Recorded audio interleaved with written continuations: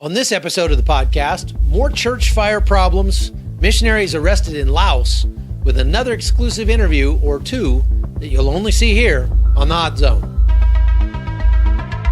This is the Hot Zone. Engaging with the news in a whole new way, international war correspondent Chuck Holton brings insight into areas of crisis and lets you help those affected. Hey folks, there's a lot to get to today, so let's get to it. Yesterday I touched on the untimely death of a Christian missionary in Paraguay named Wayne Goddard. Now, he's my age, 50 years old.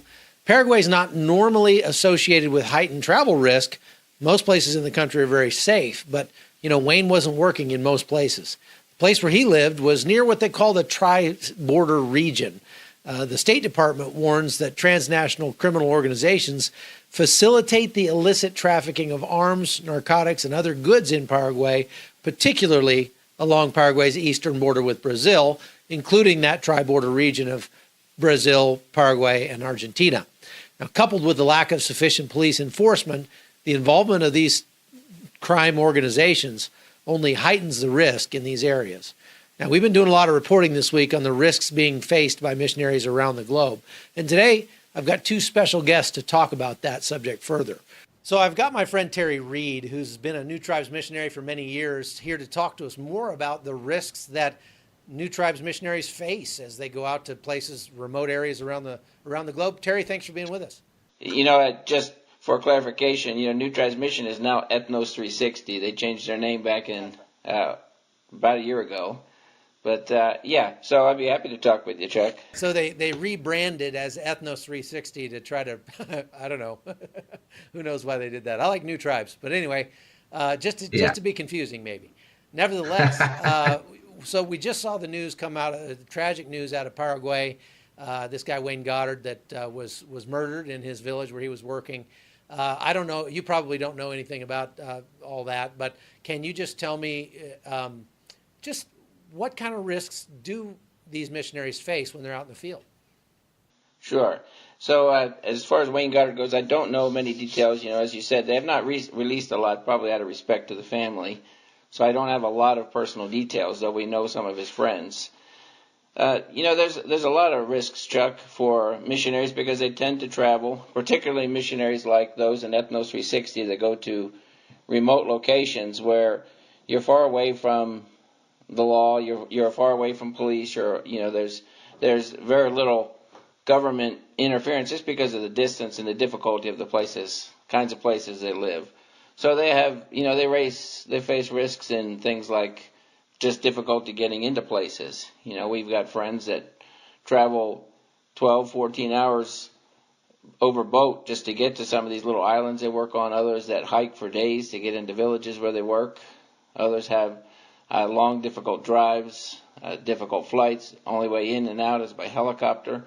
So, of course, you got those kinds of physical challenges and dangers that are inherent in those kinds of trips. And those tend to be actually probably, in the long run, the greater risks. But in some of these places where we work, of course, there's illegal activity happening in areas around places like that are remote because there is no government interference. So, you may have people doing all kinds of illegal activities in the jungles around you, and just by virtue of the fact that you're a foreigner, there's an inherent risk because they don't know who you know, they don't know who you're talking to, and so, you run those risks of guerrillas, kidnapping, in this case, as what happened with Wayne Goddard, murder, whether it's robbery because they perceive you as having a lot more than them, or if it's just because they think that you are an inherent risk because they don't, as I said, they don't know who you're talking to. Yeah, that's right. And you yourself spent a lot of years in Mexico translating for was it Guadajiro? Is that how you say that? The Guadajiro. Yeah, that's pretty close. Guadajiro. Yeah. Yeah. So tell me a little bit about the area where you guys worked and how long you were there, what it was like, and why you left. Sure.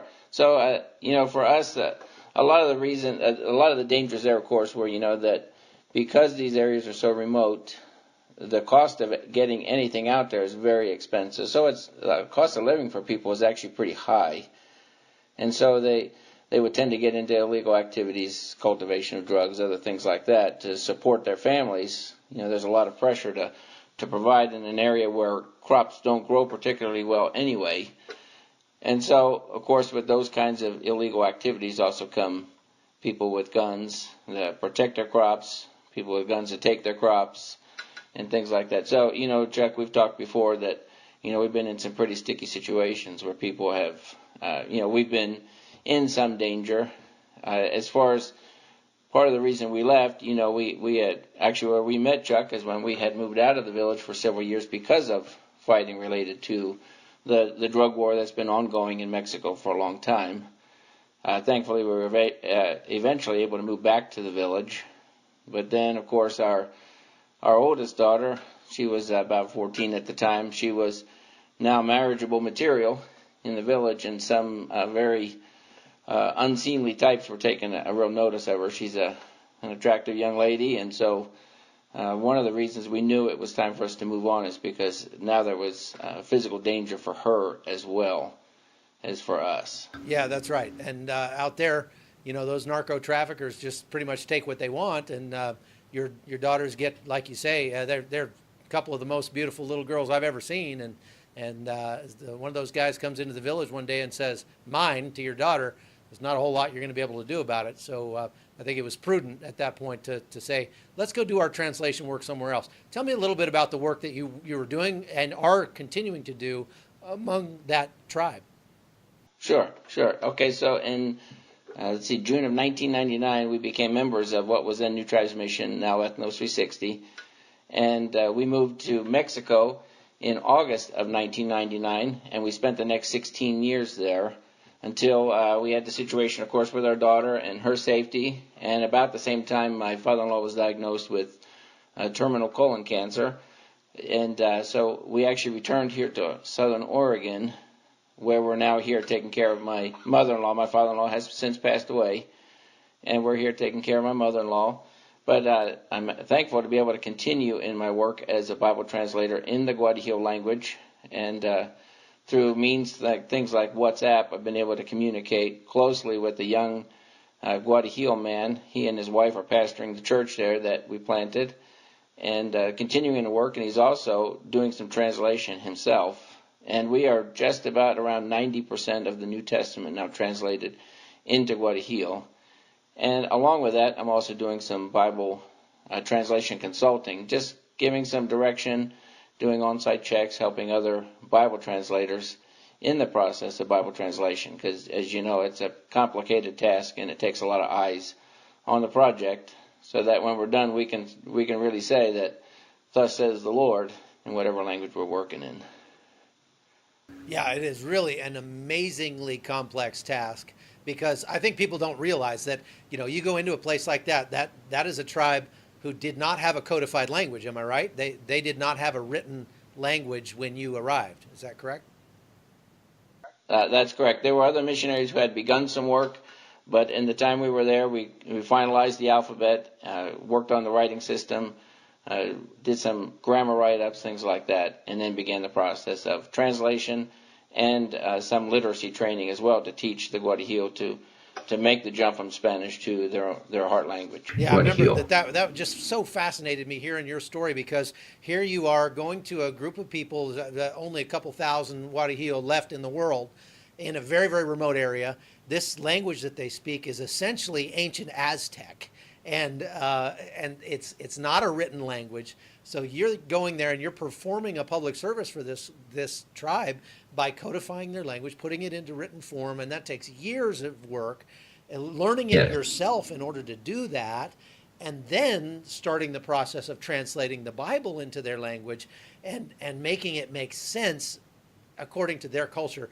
Unbelievably complex, incredibly hard work. But man, talk about working for the kingdom, and so we've been very, very glad to have been able to be a part of it by supporting you guys for a few years, and I can't wait to see the finished product.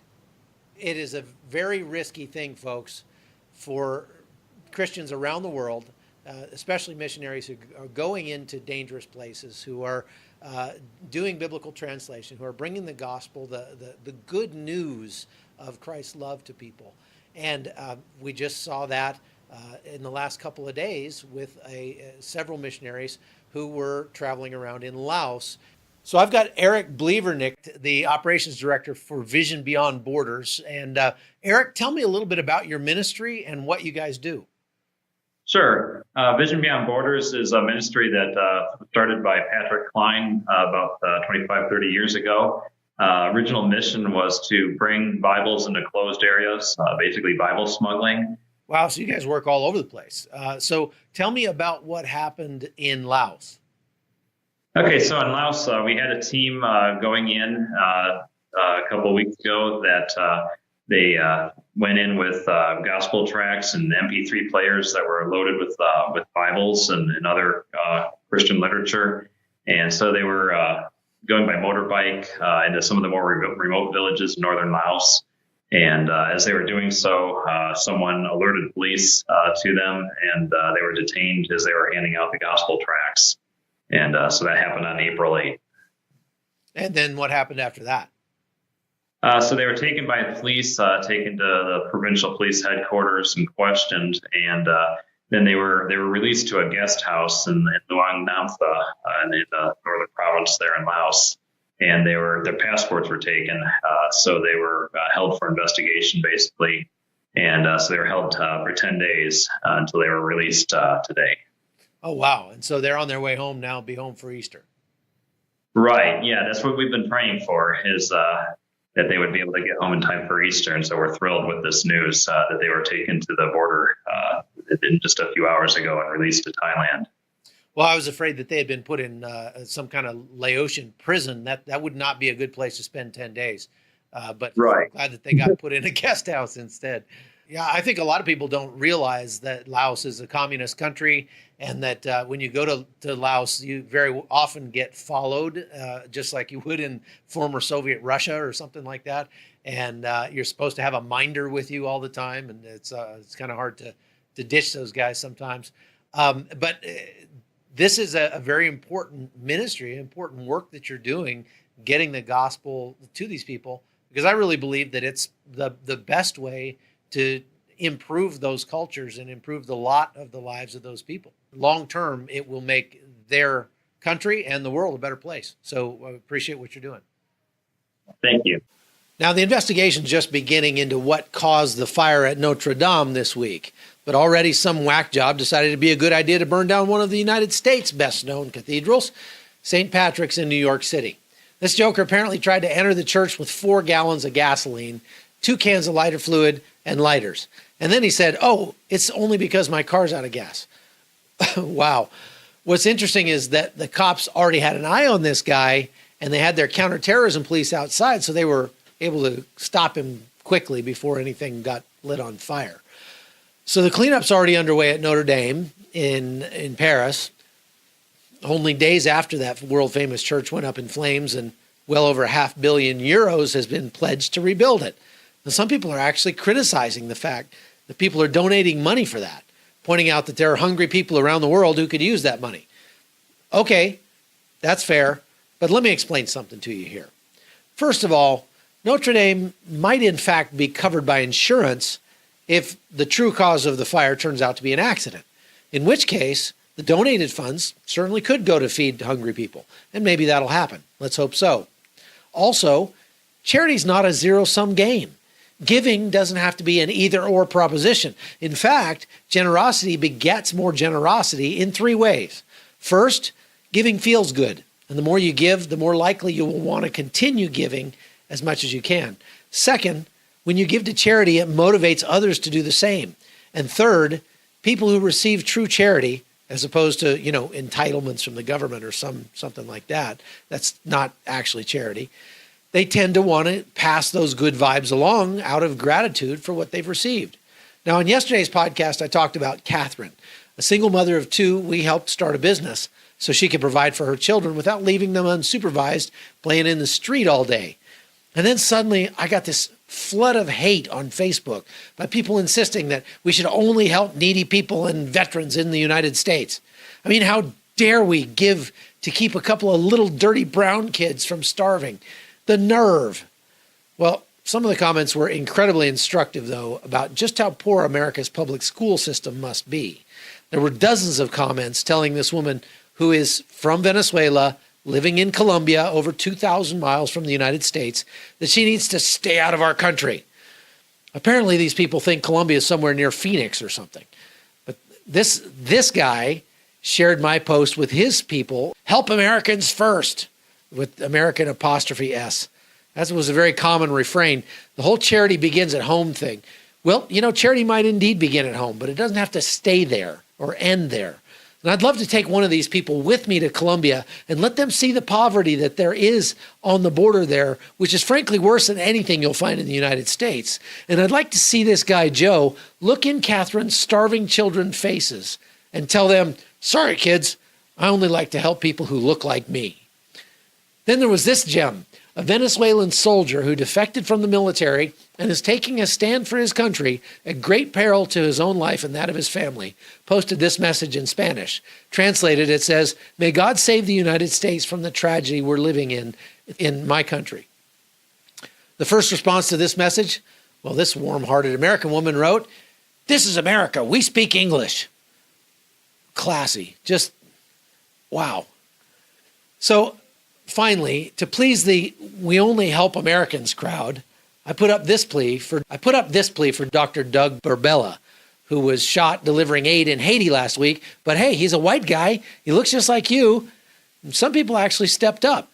One of the people that stepped up to help this guy was my friend Imran Jilani, who's a Pakistani Muslim asylum seeker in the United States, waiting for his turn for an asylum hearing. Now, apparently, Imran didn't get the memo that we only help our own. In fact, his generosity put that of many Christians to shame. Now, there are about 130 million households in the United States with a median income of over $56,000.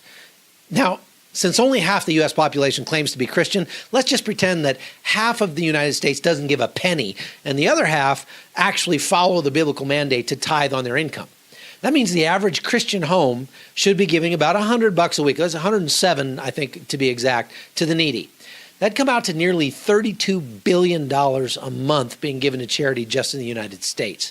To give you a sense of how much that is, the U.S. government's currently spending about $8.7 billion a month on feeding the poor in America. So we could feed all the hungry people in the United States, and the government wouldn't have to do anything, and we'd still have $23 billion a month left over. My point is, there's more than enough to help our neighbors, and even a little left over to help other people that don't look like us. In my experience, generous people tend to be generous to everybody, not just those they're closest to. So go ahead and help the people God puts in front of you. And if you want to help me, help the people that God puts in front of me, well, let's do that. Let's make the world just a little bit better. Join me, would you? Americans are the most generous people group on the planet, bar none. And we know that giving is more blessed than receiving. So let's be generous. Let's give. Now that's it for today's Hot Zone. Thanks for watching. I'll see you next week. The Hot Zone is produced by Amy Holton and Livefire Media. Copyright 2019.